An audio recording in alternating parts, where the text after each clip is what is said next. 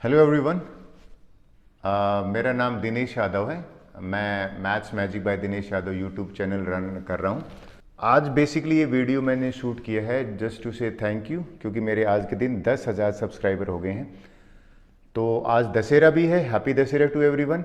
मैं थोड़ा बहुत अपने बारे में बता देता हूँ। जनरली बच्चे पूछते हैं सर आप अपनी फ़ोटो नहीं दिखाते वीडियोज़ में, तो मैं कई कमेंट बॉक्स में आते, तो मैं थोड़ा सा बता देता हूँ।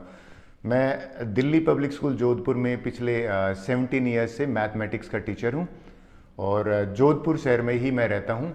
और जो वीडियो स्टार्ट करने के पीछे जो रीज़न था वो कोविड से पहले ही शुरू कर दिया था। वो मैंने शुरू किया था कि भाई अगर किसी बच्चे को स्कूल में कोई चीज़ कमी रह जाती, नहीं समझ में आता है, किसी वजह से एब्सेंट हो जाता है, तो कम से कम वो घर पे वीडियो देख के समझ लें। पहला ये था। दूसरा मेरा तरीका था कि भाई मैं अपनी क्लास में इसको रन करता था as a black board summary. मुझे एज ए मैथ्स टीचर ना बार बार लिखना पड़ता था और क्वेश्चंस मैं चाहता था कि लिखने में टाइम वेस्ट ना हो। क्वेश्चन मैं क्रॉप करके बच्चों को बोर्ड पे शो करता था।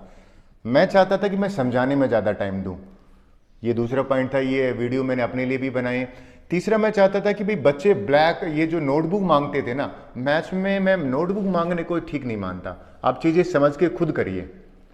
और लास्ट में मेरे पास बच्चे पता क्या कहते हैं कि सर ये हमारी बुक से कर दीजिए, आर.डी. शर्मा से कर दीजिए, आर.एस. अग्रवाल से कर दीजिए। मैं कहता हूं कि भाई जो चैप्टर है ना वो सारी बुक्स में सेम है। आप तो कंसेप्ट समझ लो और ये बुक के क्वेश्चन समझ लो, फिर आप उसके बाद अगर आपको ठीक से समझ में आया तो you will able to do questions from any book. ये कुछ वैसा ही नहीं है जैसे ड्राइविंग होती है। अगर आपको मान लो कार ड्राइविंग आती है तो आप किसी भी कंपनी की कार चला लोगे पहला, और किसी रोड पे चला लोगे। तो सिमिलरली मैथ्स के साथ है। तो मैं आपको यही कहूंगा कि आप कंसेप्ट समझो वीडियो से, आपको ठीक लगता है तो, और उसके बाद try to do as many unsolved question as possible. ठीक है। तो आज के दिन मैं एक चीज़ और आपसे शेयर कर रहा हूं, और वो शेयर कर रहा हूं कि मैंने रिसेंटली एक न्यू वेंचर स्टार्ट किया है। एक लाइब्रेरी स्टार्ट करी है जो आप मेरे पीछे देख रहे होगे। ये लाइब्रेरी मैंने जोधपुर शहर में ही शुरू करी है। इस लाइब्रेरी के, क्योंकि मैंने दूसरों के वीडियो देख के लाइब्रेरी शुरू करी, तो इस लाइब्रेरी की कुछ डिटेल्स आपसे शेयर कर रहा हूँ कि मैंने क्यों शुरू करी है, क्या रीज़न है। ये लाइब्रेरी ना हो के ना सेल्फ स्टडी सेंटर है। इसमें बेसिकली मैंने 3 चीज़ें प्रोवाइड करने की कोशिश करी है। पहला, एयर कंडीशन रूम। दूसरा, 24/7 पावर सप्लाई, घर में पावर सप्लाई कई बार चल भी जाती है। और तीसरा, हाई स्पीड इंटरनेट। चलिए मैं आपको अपने लाइब्रेरी का टूर कराता हूँ। ये मैंने रिसेंटली स्टार्ट की थी और आई वाज थिंकिंग कि I share with my viewers. So let me start. देखिए ये लाइब्रेरी का मेन गेट है और ये क्लासरूम है। मैं क्लासरूम और ऑफिस के बारे में बात बताता हूँ। लाइब्रेरी में अंदर चलते हैं। सो जैसे ही मैं, देखिए दिस इज़ अ लाइब्रेरी। इस लाइब्रेरी में बेसिकली मैंने 2 चीज़ों का ध्यान रखा है। मैं पहला ये रखा है कि भाई नेचुरल लाइट आए, लाइट नहीं जलानी पड़े। तो मैंने ग्लासेस का बहुत ज़्यादा यूज़ किया है। यानी कि आप देखोगे ग्लास विंडो है वो लिया है, राइट। उसके बाद कोशिश करी है, दूसरा जो सबसे इम्पोर्टेंट रोल इसमें मैंने करा है वो करा है कि भाई हर टेबल पे ना मैंने जो बोर्ड है वो स्विच बोर्ड प्रोवाइड करें, लैपटॉप के लिए, मोबाइल चार्ज करने के लिए। ये दूसरा पॉइंट है।